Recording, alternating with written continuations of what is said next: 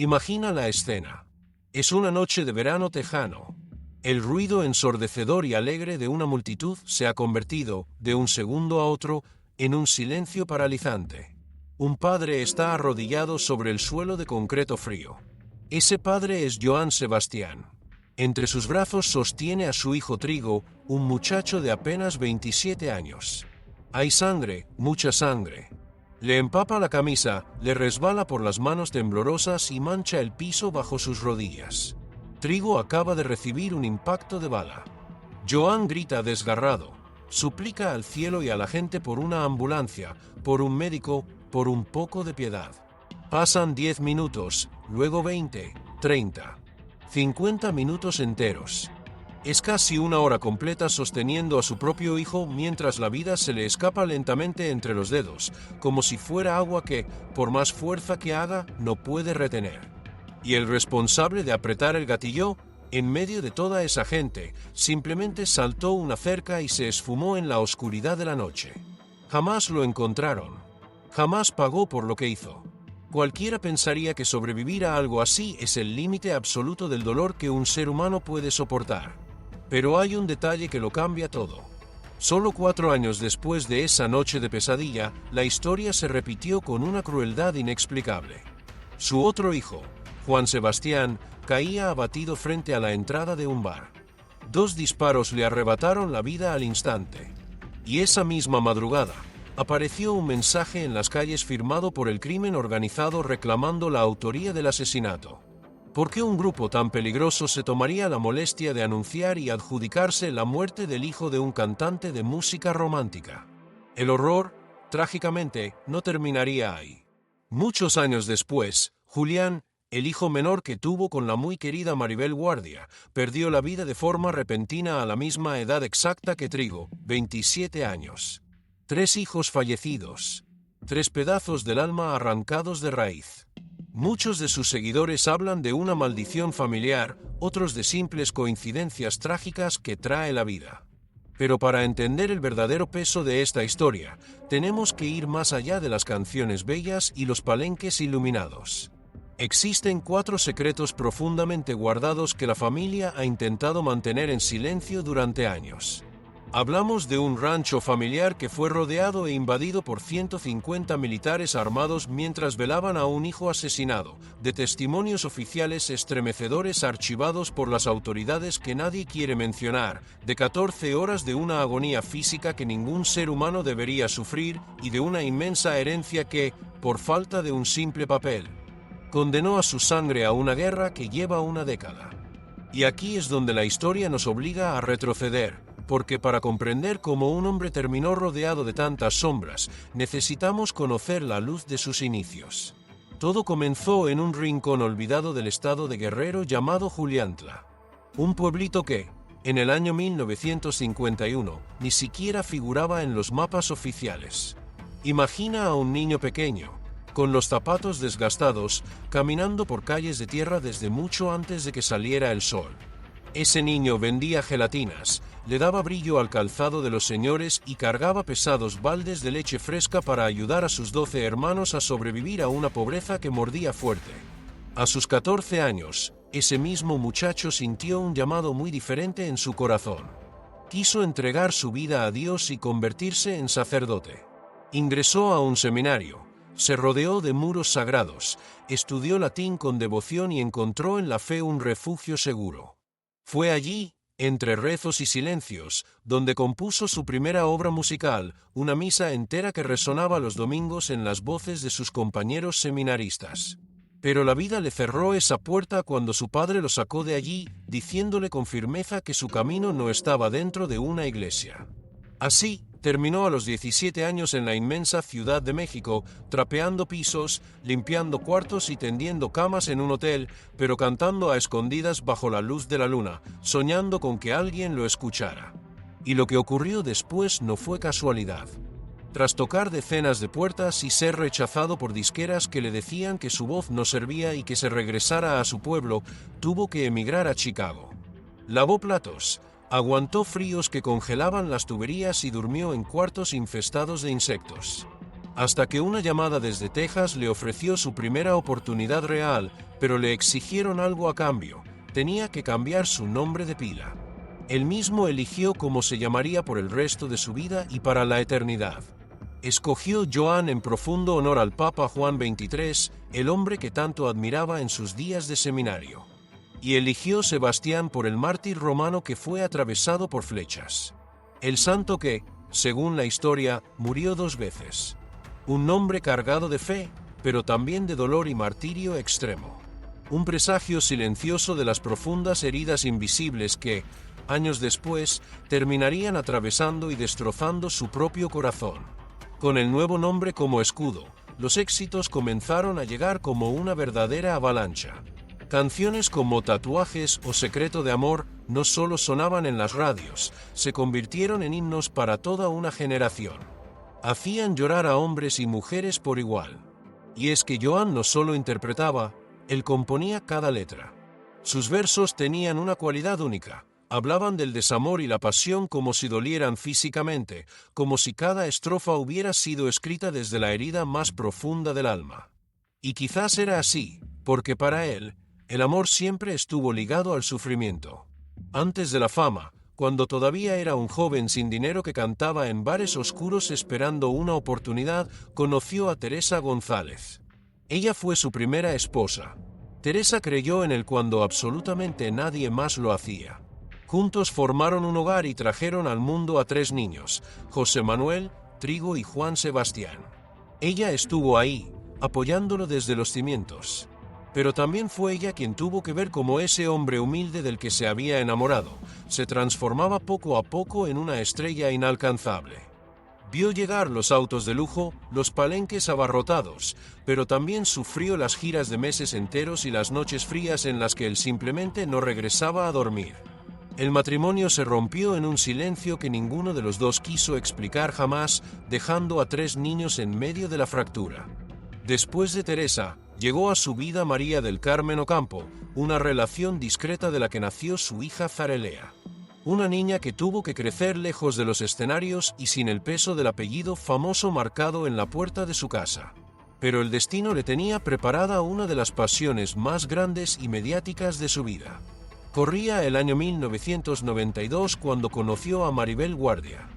No exagero al decir que era, y sigue siendo, una de las mujeres más hermosas y queridas de la televisión. Él tenía 41 años, cargaba ya con 2 relaciones rotas y 4 hijos. Ella tenía 33, un carisma inigualable y el mundo a sus pies. Para Joan, nada del pasado importó, supo que tenía que conquistarla y lo logró. Se casaron, y en 1995 coronaron ese amor con el nacimiento de su hijo Julián.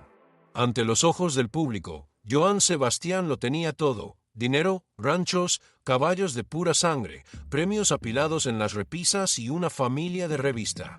Pero lo que el público no veía era lo que ocurría cuando las luces de las cámaras se apagaban. Y aquí es donde la historia da un giro doloroso. En 1996, Joan y Maribel protagonizaban juntos la telenovela Tú y yo. Eran la pareja del momento. El país entero sintonizaba sus televisores para verlos. En ese mismo estudio de grabación trabajaba una joven actriz llamada Arlette Terán. Tenía apenas 19 años. Era hermosa, con toda una vida por delante, naturalmente impresionable ante las grandes figuras. Joan Sebastián, a sus 45 años, con su esposa y un bebé de apenas 1 año esperándolo en casa, cruzó una línea de la que no habría retorno. Trata de visualizar este momento, porque es desgarrador. Una noche, Joan no llegó a casa. Maribel se quedó despierta en la cama, viendo las horas pasar en el reloj, sintiendo ese nudo en el estómago que avisa que algo anda mal. El lado de la cama de él permaneció vacío toda la madrugada. Apareció hasta las 7 de la mañana, sin dar explicaciones. Maribel, agotada, no preguntó. A esas alturas de la vida, ya sabía que las preguntas solo traían mentiras bien ensayadas. Esa misma tarde, ambos estaban recostados en la cama viendo Ventaneando, el programa de espectáculos más famoso de la época. Joan descansaba a su lado. De pronto, a través de la pantalla, el presentador Juan José Origel soltó una bomba en vivo, La noche anterior había visto a Johann Sebastian arrinconado en un bar de la capital, en actitud muy romántica, con la joven Arlette Terán. El aire en la habitación se volvió pesado, irrespirable. Maribel giró lentamente la cabeza para mirarlo a los ojos. Él se quedó petrificado, sin decir una sola palabra. No intentó defenderse. Maribel, con el corazón roto en 1000 pedazos, se levantó de la cama. Caminó decidida hacia el armario, abrió las puertas de par en par y sacó todas las pertenencias que él tanto presumía. Lanzó al pasillo sus preciadas botas, sus chalecos de cuero, sus cinturones con hebillas de plata fina. Con una voz firme, que ni ella misma reconoció, le señaló la puerta y le dijo: «Vete de mi casa, y nunca más vuelvas». Johann Sebastian lo negó ese día, y lo siguió negando todos los días de su vida, hasta su último suspiro, jurándole a Maribel que no había pasado nada. Pero la verdad siempre encuentra la luz. 20 años después, Arlette Terán rompería el silencio, admitiendo que a sus 19 años había caído en las redes de un hombre mucho mayor, acostumbrado a conseguir y enamorar a todo lo que se le cruzaba enfrente. Seguramente tú también has conocido a alguien así a lo largo de tu vida. Alguien capaz de prometer amor eterno mirándote a los ojos, mientras con sus acciones destruye todo lo bello que toca. Alguien que canta los versos más hermosos del mundo, pero que vive realidades muy feas. El patrón no se detuvo ahí. El poeta del pueblo, el hombre que le cantaba al amor puro, demostró ser incapaz de amar a una sola mujer. Vinieron más relaciones: Erika Alonso, con quien tuvo a Juliana, y finalmente a Lina Spin, quien le dio a sus hijas Johanna y Deyave, y lo acompañó hasta el final. 5 mujeres, 8 hijos reconocidos. Un historial de infidelidades que fracturó familias enteras. Sin embargo, los engaños y los corazones rotos pronto parecerían un problema menor. Porque lo que estaba a punto de golpear la puerta de Johann Sebastian no involucraba faldas ni mentiras de amor. Involucraba sangre, diagnósticos aterradores y secretos tan oscuros que, hasta el día de hoy, nadie quiere pronunciar en voz alta. El año 1999 marcó un antes y un después en la vida del cantautor. Justo cuando parecía que los escándalos del corazón eran su mayor problema, los médicos lo sentaron frente a un escritorio frío para darle la noticia que paraliza a cualquier ser humano: cáncer. Y no cualquier tipo, sino mieloma múltiple. Para entenderlo de forma sencilla, es una enfermedad silenciosa que devora el esqueleto desde adentro, convirtiendo los huesos más fuertes en esponjas tan frágiles que podrían romperse con un simple estornudo. El pronóstico fue brutal y directo. Le dieron apenas 1 año de vida. 12 meses. Imagina estar en sus zapatos por un segundo. Tenía 48 años, 8 hijos que dependían económicamente de él, una carrera en la cúspide absoluta y contratos firmados para cantar durante los próximos 3 años. Cualquiera se habría derrumbado y rendido, pero él decidió que no iba a morir en silencio. Siguió subiéndose a los escenarios, siguió componiendo melodías y, sobre todo, siguió montando a sus amados caballos en su rancho, a pesar de que cada cabalgata le cobraba después días enteros de un dolor insoportable. Venció al cáncer ese año, y cuando la enfermedad regresó en 2007, en 2012 y en 2014, volvió a enfrentarla. Soportó quimioterapias que lo dejaban al borde del colapso, aferrado a una frase que se convirtió en su escudo: el que nace para cantar, aunque le corten la lengua. Pero hay tragedias de las que ni siquiera la voluntad más férrea te puede salvar. Y antes de adentrarnos en la noche más oscura de su vida, quiero pedirte algo especial. Si valoras que te contemos estas historias con la profundidad y el respeto que merecen, descubriendo los misterios que las cámaras nunca mostraron, te invito a suscribirte en este momento a nuestro canal Secretos Ocultos de la Fama. Tu apoyo nos permite seguir desentrañando estas verdades. Y es que lo que ocurrió el 27 de agosto de 2006 es algo que desafía toda lógica.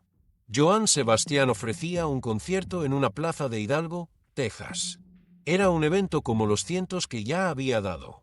Trata de visualizar el ambiente: miles de paisanos cantando a todo pulmón para sentirse cerca de sus raíces, el olor a carne asada flotando en el aire y la cerveza pasando de mano en mano bajo el calor sofocante del verano. Entre esa multitud estaba su hijo Trigo, de 27 años, pero no estaba ahí para aplaudir. Trigo era su jefe de seguridad.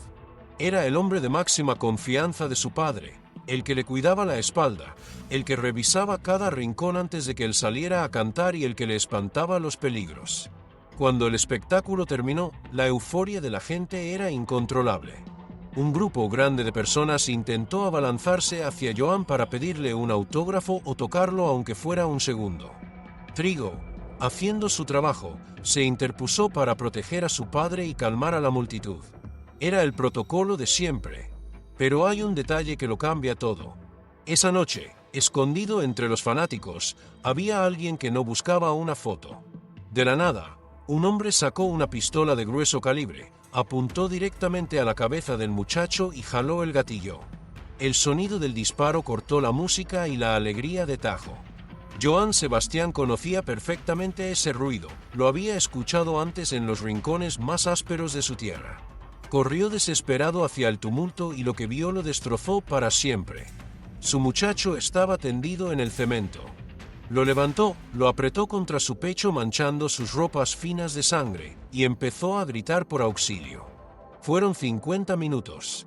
50 minutos de agonía en los que un padre vio cómo la respiración de su hijo se apagaba lentamente. En un evento con miles de personas, en pleno territorio estadounidense, ni una sola ambulancia ni una sola patrulla llegó a tiempo. Y aquí es donde la historia se vuelve más compleja y perturbadora. En medio de la confusión, los gritos y la gente corriendo despavorida, el asesino simplemente saltó una valla metálica y desapareció tragado por la noche. Había decenas de testigos, había cámaras, era un lugar cerrado, y aún así, el hombre que le arrebató la vida a Trigo Figueroa nunca fue capturado. Jamás se supo su nombre. Para tratar de sanar la herida, Joan le compuso una canción donde le prometía que, gracias a su fe, algún día se volverían a reunir. Pero en el aire quedaron flotando preguntas pesadas como plomo. ¿Por qué la policía tardó casi una hora en llegar? ¿Fue realmente un fanático pasado de copas que se molestó por un simple autógrafo negado? ¿O acaso fue un mensaje mucho más siniestro? Guarda muy bien estas preguntas en tu memoria, porque lo que sucedió 4 años después dejaría al descubierto que esta no era una simple coincidencia. 4 años habían pasado desde aquella pesadilla en Texas. 4 años de llevar el luto en el alma, de cantar con un nudo en la garganta y de buscar consuelo donde no lo había. Pero el destino, que a veces parece no tener piedad, estaba a punto de asestarle a Joan Sebastián un segundo golpe letal. Era la madrugada del 12 de junio de 2010. Imagina la escena: el aire tibio de Cuernavaca, la música sonando a lo lejos, el ambiente de fin de semana. Su segundo hijo, Juan Sebastián Figueroa, un hombre joven de apenas 32 años con toda la vida por delante, llegó junto a un grupo de amigos a las puertas de un conocido bar de la ciudad. Querían pasar un buen rato, pero los guardias de seguridad les negaron la entrada. Nunca sabremos con certeza el porqué. Quizás el lugar estaba lleno, quizás hubo una mala mirada, o quizás el peso del apellido Figueroa encendió una chispa de arrogancia o envidia. Las palabras subieron de tono. Lo que empezó como un simple reclamo en la puerta se convirtió en una discusión acalorada. Hubo empujones, el alcohol nubló la razón, y en fracción de segundos, la tragedia se desató. Uno de los guardias de seguridad desenfundó un arma de fuego y disparó 2 veces. Un impacto en el cuello y otro en el abdomen. Juan Sebastián cayó pesadamente sobre el asfalto del estacionamiento. Su vida se apagó ahí mismo, en medio de la calle, desangrándose antes de que alguien pudiera siquiera llamar a una ambulancia. No hubo tiempo de nada, ni de pedir ayuda, ni de decir adiós. A la mañana siguiente, los periódicos y los noticieros repetían la misma versión oficial, una riña de cantina que se salió de control. Un pleito de borrachos que terminó en tragedia. Y aquí es donde la historia se vuelve mucho más compleja y escalofriante. Porque a las pocas horas de que el cuerpo de Juan Sebastián cayera al suelo, aparecieron colgados en distintos puentes y calles de Cuernavaca varios mensajes en tela blanca con letras rojas. Eran narcomantas, firmadas por el Cártel del Pacífico Sur. El mensaje: a la vista de todos los transeúntes, helaba la sangre, nosotros matamos a Juan Sebastián Figueroa. El texto no se detenía ahí. Aseguraba que el asesinato no había sido un simple pleito de bar, sino un ajuste de cuentas porque el joven supuestamente se había involucrado con la pareja sentimental de uno de los cabecillas de la organización. Un error que, en ese mundo, se cobra con la vida. Inmediatamente, las autoridades salieron a desmentir los mensajes. Juraron que no había vínculos con el crimen organizado y que esas mantas eran solo una forma de sembrar terror aprovechando la fama del muchacho. La familia también alzó la voz. El hermano de Joan, Federico Figueroa, defendió férreamente la memoria de su sobrino negando cualquier relación con mujeres prohibidas. Pero detengámonos a pensar con sentido común, como la gente de experiencia que somos. Los grandes cárteles no gastan su tiempo, ni su dinero, ni se arriesgan a colgar mantas a plena luz del día para presumir una simple pelea de borrachos a la entrada de una discoteca. Simplemente no lo hacen. Había algo más pesado flotando en el ambiente, una sombra oscura que nadie quería mirar de frente. Mientras las autoridades y la prensa debatían sobre narcomantas y riñas, en un rincón de la Sierra de Guerrero, un padre estaba completamente quebrado. Joan Sebastián se encontraba en su rancho de Juliantla, rodeado de paredes de adobe, olor a veladoras y coronas de flores, llorando frente al ataúd del segundo hijo que le arrebataban de forma violenta. Trataba de encontrar fuerzas de donde ya no las había, rezando por el alma de su muchacho. Pero lo que ocurrió en ese momento, en pleno velorio, superó cualquier límite de respeto y cordura. El silencio del luto fue interrumpido por el rugido de motores pesados y el paso firme de botas militares. 150 soldados del ejército mexicano irrumpieron en el rancho de la familia Figueroa. 150 hombres armados hasta los dientes, acompañados por perros rastreadores, entraron a la propiedad privada de un hombre que estaba velando a su hijo muerto. Registraron cada establo, abrieron cuartos que llevaban años cerrados, husmearon en las bodegas y levantaron el polvo de la propiedad buscando armas, buscando drogas, buscando algo que justificara semejante atropello en la hora más dolorosa de una familia. Imaginen a ese padre, con el corazón hecho pedazos por tener que enterrar a un segundo hijo, y con la indignación quemándole el pecho por la invasión de los militares a su hogar. Joan Sebastián, lejos de esconderse, decidió dar la cara. Convocó a los medios de comunicación ahí mismo, en el patio de su rancho. Se paró frente a las cámaras vestido con un luto riguroso. Sus ojos estaban enrojecidos, hinchados de tanto llorar, pero su postura era firme. Con una voz quebrada que apenas le salía de la garganta, miró directamente a las lentes de los noticieros nacionales y soltó una frase que resonaría por años: «Yo no soy narcotraficante». Con el alma en un hilo, le recordó al mundo que era un artista con 30 años de trabajo honesto, un hombre que se había ganado el cariño del pueblo y el respeto de la industria musical. Expresó su dolor y su profunda impotencia al relatar cómo, mientras su hijo yacía de cuerpo presente en pleno luto familiar, las fuerzas del gobierno habían llegado a escudriñar su propiedad como si fuera un delincuente. Al final de esa conferencia, que hoy cualquiera puede buscar y ver con sus propios ojos, Joan bajó la mirada, soltó un suspiro pesado y dijo: «Acepto con resignación lo que la vida me mande». Quizás usted también ha sentido alguna vez esa sensación de impotencia. Esa etapa de la vida donde parece que el destino se ensaña con uno, y que justo cuando apenas logra ponerse de pie, recibe un golpe todavía más fuerte que lo vuelve a tirar al suelo. La diferencia es que nosotros podemos llorar en privado. Joan Sebastián, en cambio, tenía que secarse las lágrimas, subirse a un escenario brillante y cantarle al amor verdadero mientras por dentro estaba completamente muerto. Tenía que sonreír para su público, aferrado a esa vieja frase que le enseñaron de niño: el que nace para cantar, aunque le corten la lengua. Pero lo que ocurrió después no fue casualidad, y aquí es donde la historia se vuelve más compleja. Nos adentramos en la segunda gran revelación de este caso, una parte del relato que su círculo más íntimo ha luchado con uñas y dientes por borrar de la memoria pública. Porque no involucra armas ni balas, sino algo que mancha el alma de una manera muy diferente. En los años 2014 y 2015, dos mujeres se sentaron frente a las autoridades en las oficinas de la Procuraduría General de la República. Acudieron específicamente a la unidad encargada de investigar delitos contra menores de edad.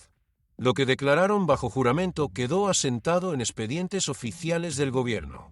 Una de estas mujeres relató a los investigadores cómo el aclamado cantante las llamaba sus princesas. Según sus palabras, él las llenaba de atenciones, les compraba zapatillas y joyas de oro macizo, y las alojaba en habitaciones que estaban pintadas cuidadosamente de color rosa dentro de su propiedad. El testimonio de la segunda mujer, un año después, fue aún más desgarrador. Ella aseguró ante las autoridades que había sido captada por una red cuando tenía apenas 16 años, señalando que la gran mayoría de las jovencitas que acudían a esas reuniones privadas eran menores de edad. Es fundamental hacer una pausa aquí y ser muy claros, porque estamos hablando de la vida y el honor de una persona que ya no está para defenderse. Joan Sebastián jamás fue procesado judicialmente por estos testimonios. Jamás pisó una corte, ni un juez lo encontró culpable de estas terribles acusaciones. Como era de esperarse, su familia reaccionó con una furia inmensa. Protegieron su legado a toda costa. Maribel Guardia salió a defenderlo públicamente, asegurando que pondría las manos al fuego por él, describiéndolo como un hombre bueno y decente. Sus hijos alzaron la voz y lanzaron demandas y advertencias legales contra cualquier medio de comunicación que se atreviera a darle voz a estos señalamientos. Intentaron apagar el fuego legalmente. Sin embargo, los documentos del gobierno, fríos y silenciosos, permanecen en los archivos. Y lamentablemente, este no sería el único secreto perturbador que saldría a la luz para intentar manchar el recuerdo del poeta del pueblo. Años después de que Joan cerrara los ojos para siempre, una nueva tormenta sacudió su legado. En el año 2021, una de las periodistas de investigación más respetadas y valientes de México publicó un libro que hizo temblar a la industria del espectáculo. En esas páginas, a través de testimonios directos de personas que estuvieron dentro de las altas esferas del crimen organizado, se leía una afirmación que dejaba sin aliento. Aseguraban que el verdadero negocio del cantautor no era la música, y que cantar era, en realidad, solo un pasatiempo para encubrir una vida dedicada al tráfico de sustancias. Según estas crudas investigaciones, el famoso rancho familiar en Juliantla no solo servía para criar hermosos caballos de raza, sino que abría sus puertas para ser el punto de reunión privado de los capós más temidos de la historia reciente de México. Nombres pesados, de esos que solo de escucharlos erizan la piel y que han protagonizado las páginas rojas de nuestro país durante décadas. Y los anfitriones de esas supuestas reuniones en la cima de la montaña eran, según el texto, Joan y su hermano Federico Figueroa. Como bien sabemos por la experiencia que nos da la vida, el papel lo aguanta todo. Joan ya no estaba en este mundo para defenderse cuando se publicaron esas letras. Pero la historia de su hermano Federico es muy distinta. Él sigue vivo, y hasta el día de hoy, el peso de esas sombras lo sigue persiguiendo. Piense por un momento en esto. En pleno 2023, casi una década después de que Joan nos dejara, apareció otra manta criminal en las calles de Cuernavaca. Esta vez, el mensaje iba dirigido directamente a Federico, amenazándolo por supuestos vínculos con grupos rivales y recordándole, con la frialdad que caracteriza a estas organizaciones, que la plaza tiene dueño. 10 largos años después del funeral del cantante, su propia sangre sigue siendo blanco de amenazas públicas. Pero hay un detalle fundamental que no podemos ni debemos pasar por alto, por el inmenso respeto que le tenemos a la verdad y a usted que nos escucha. Ninguna de estas afirmaciones se convirtió en una condena oficial. Joan Sebastián nunca fue hallado culpable de pertenecer al crimen organizado en un tribunal de justicia. Quienes hablaron en ese libro son criminales confesos que bien podrían tener sus propios intereses oscuros para mentir o exagerar. Su familia, con justa razón y con el dolor a flor de piel, ha negado absolutamente todo desde el primer día. No estamos aquí para dictar sentencia ni para afirmar tajantemente que era culpable. Nadie, excepto él y su conciencia, conoce la verdad absoluta. Sin embargo, cuando el tiempo pasa, las dudas se niegan a abandonar la habitación.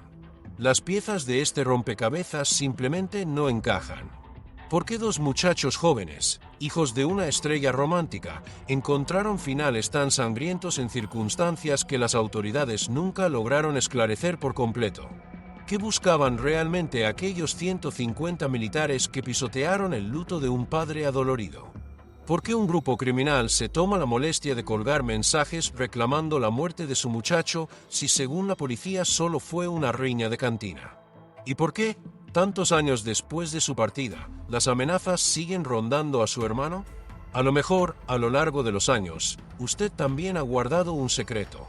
Todos llevamos en el fondo de la memoria alguna verdad que no le hemos confesado a nadie, algo que nos quita el sueño en las madrugadas de silencio y que sabemos que nos acompañará hasta la tumba. Es parte de la naturaleza humana.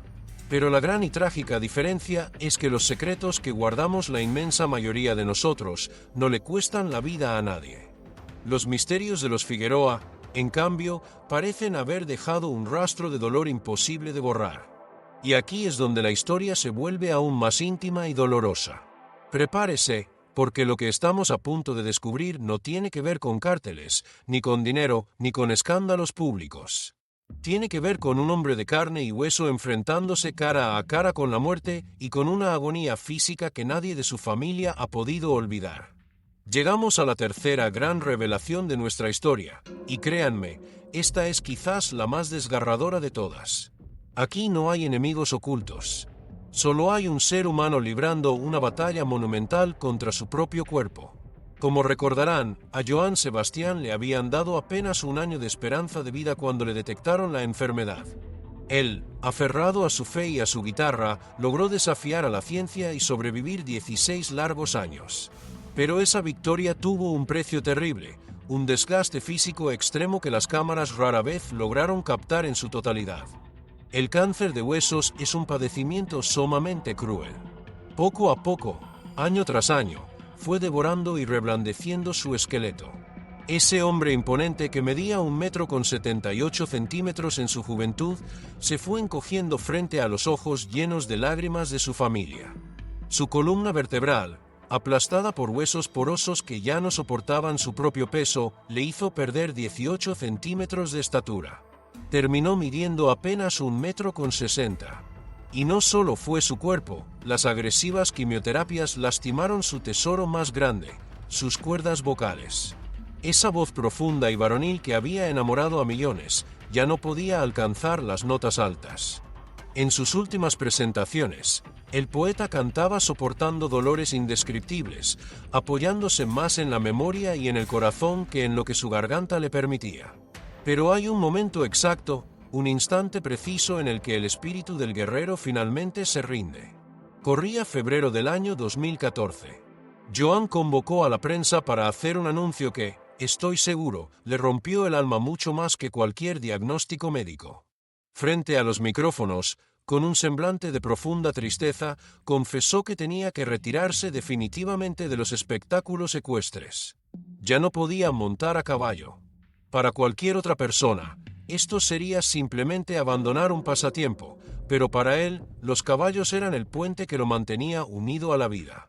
Eran su conexión pura con aquel niño pobre de Juliantla, la herencia emocional de su padre, su mayor sensación de libertad. Esos animales nobles jamás lo juzgaron, ni le reclamaron sus errores.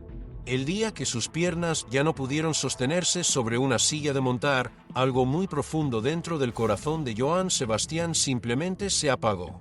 Sabiendo que el invierno de su vida había llegado, tomó una decisión firme.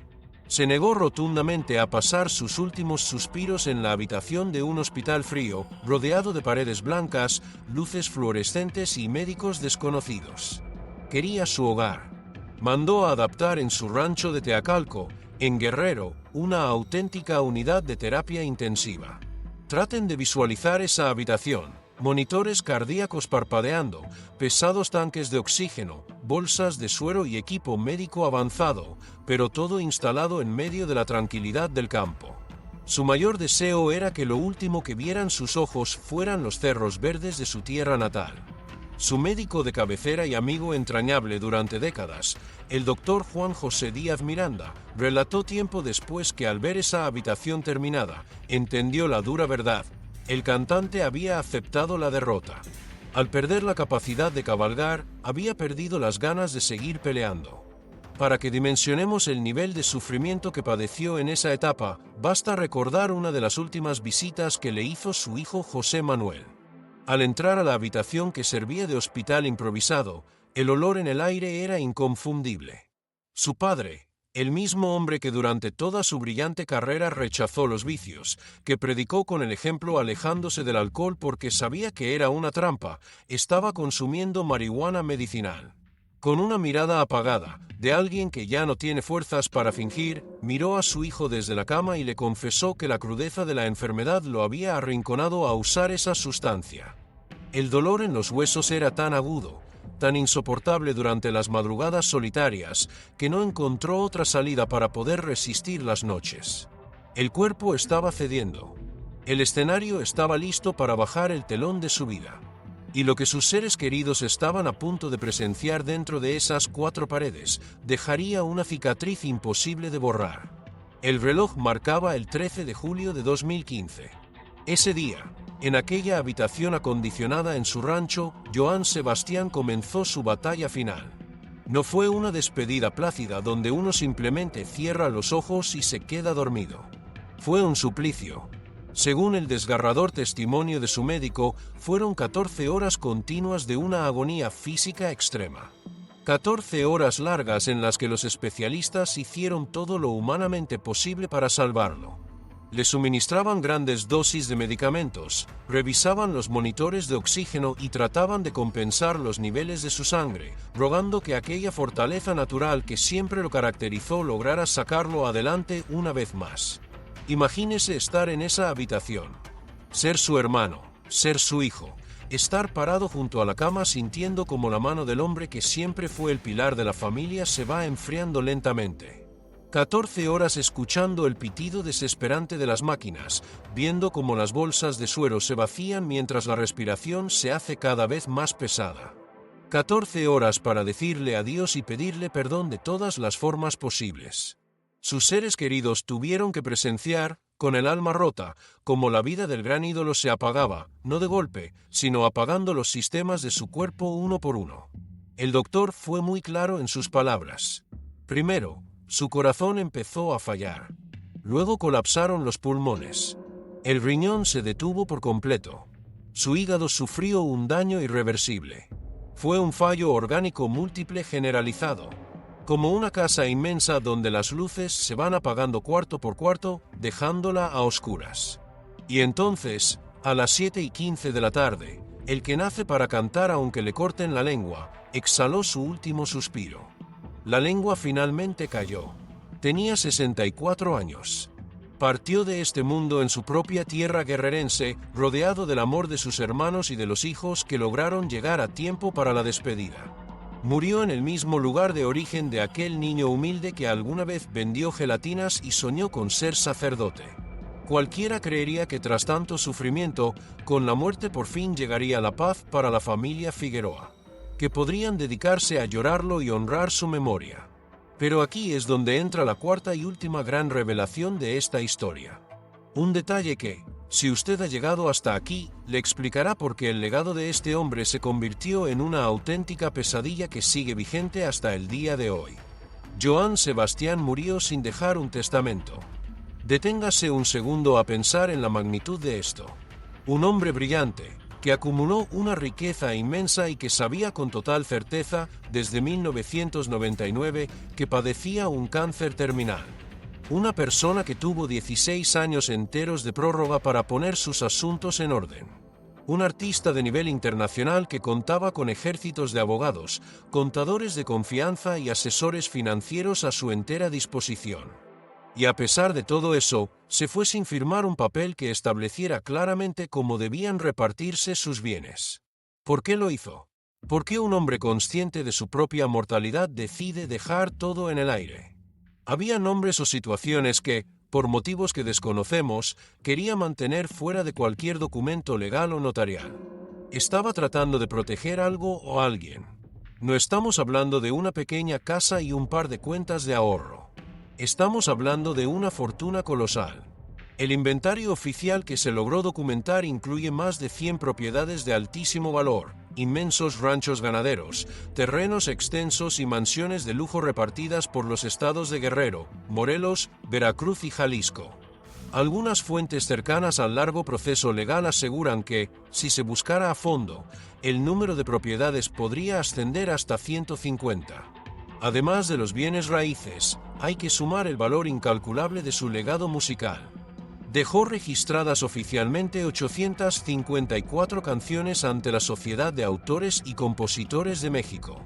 Son regalías que siguen y seguirán generando millones de dólares de forma continua cada vez que una de sus melodías suene en la radio, se reproduzca en Internet, aparezca en una película o se utilice en algún comercial.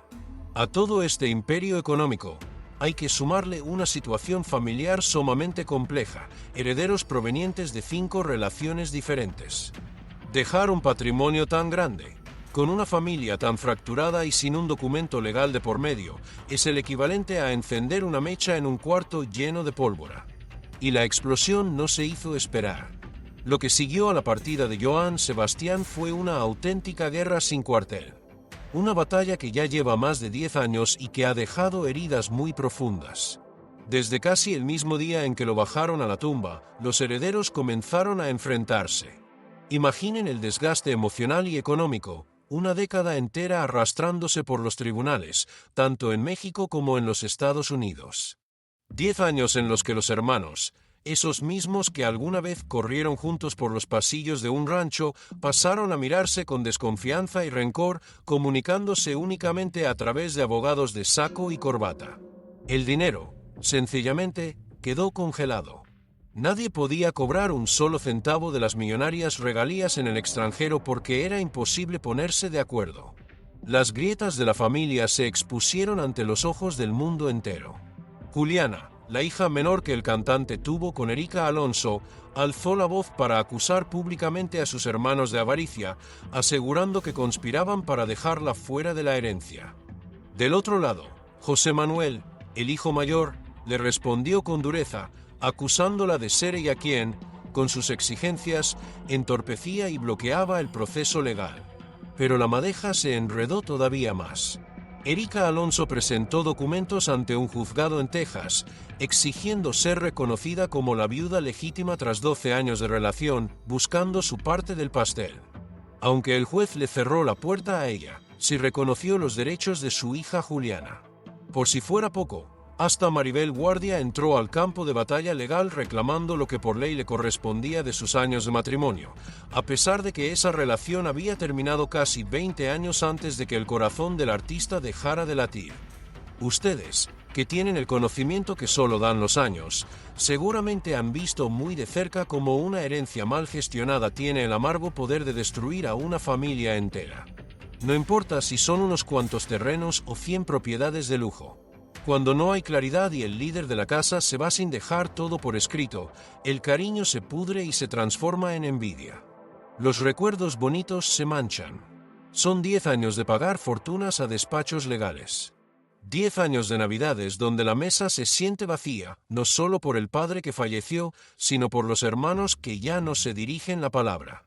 10 años donde mencionar a Johann Sebastian provoca tensión en lugar de nostalgia. Pero justo aquí es donde la historia nos da un golpe que nadie esperaba. Cuando se creía que el pleito por el dinero era el punto más bajo al que esta familia podía llegar, la tragedia decidió que aún no había terminado de cobrar su cuota. Llegó el triste 9 de abril de 2023. Julián, el joven que nació del amor tan mediático entre Johann y Maribel Guardia, fue encontrado sin vida en su recámara en la Ciudad de México. Tenía apenas 27 años. La misma, exacta y escalofriante edad que tenía Trigo aquella noche de terror en que le arrebataron la vida en un concierto en Texas. El dictamen oficial habló de un infarto fulminante. Un corazón joven que, sin previo aviso ni historial de enfermedades, simplemente se detuvo en la soledad de su habitación.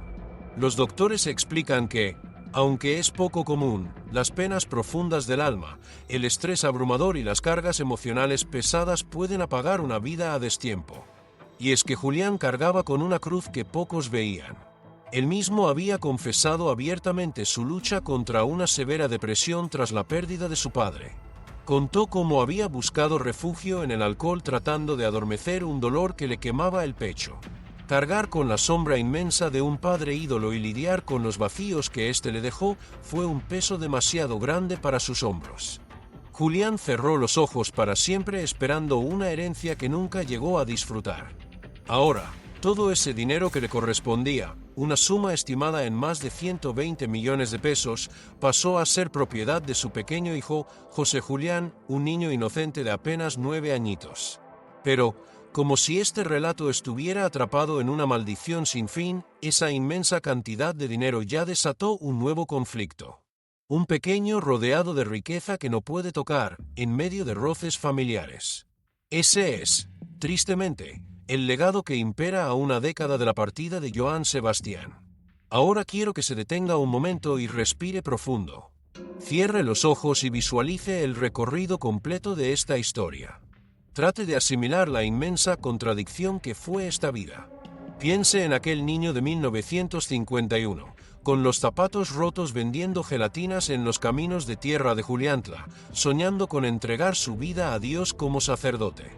Y ahora compárelo con el hombre del 2015, agonizando durante 14 horas interminables, mientras su propio cuerpo fallaba órgano por órgano ante la mirada impotente de los suyos.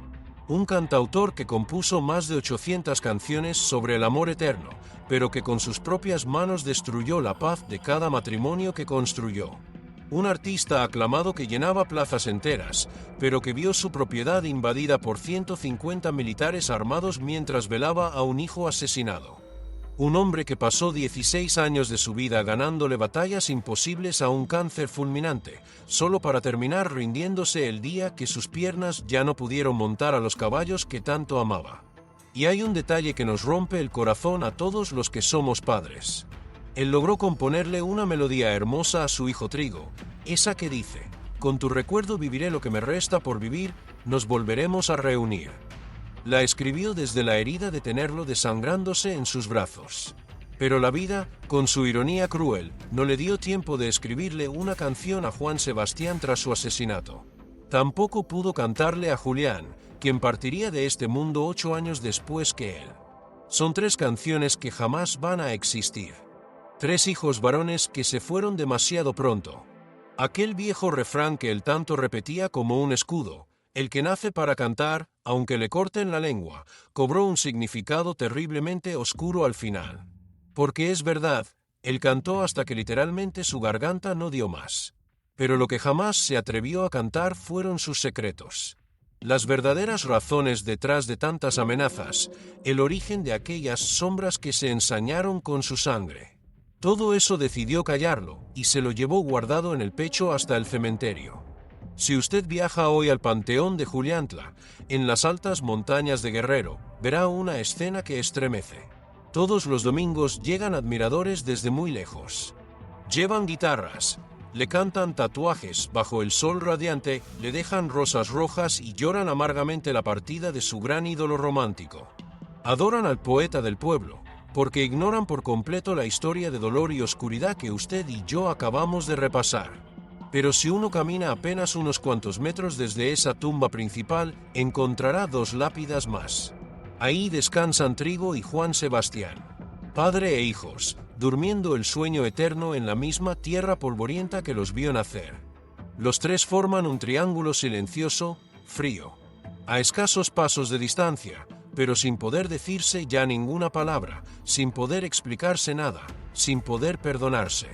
Julián no está en ese cementerio. Él reposa lejos de las montañas guerrerenses, pero su ausencia pesa en esa familia como una silla vacía que ya nadie podrá ocupar. Su madre, Maribel Guardia, acude a visitarlo siempre que puede.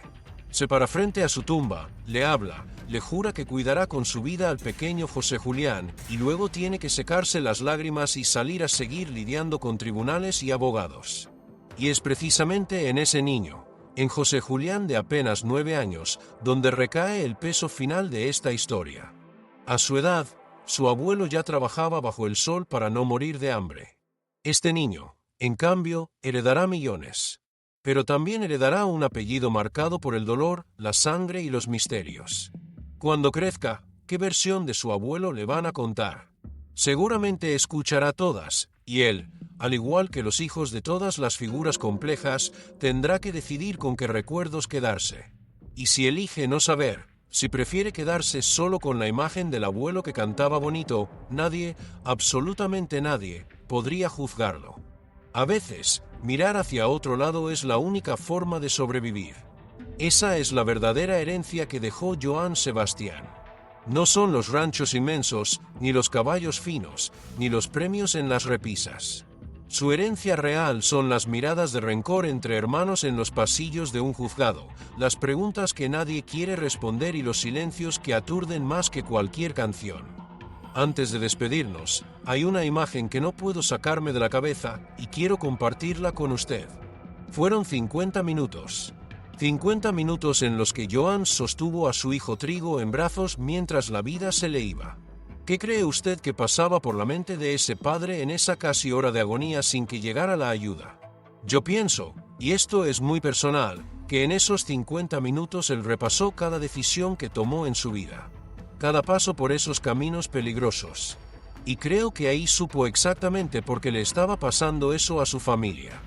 Perder a un hijo es el mayor dolor del mundo, pero perder a un hijo y en el fondo de tu alma sentir que tus propias decisiones abrieron esa puerta es un infierno que no le deseo a nadie.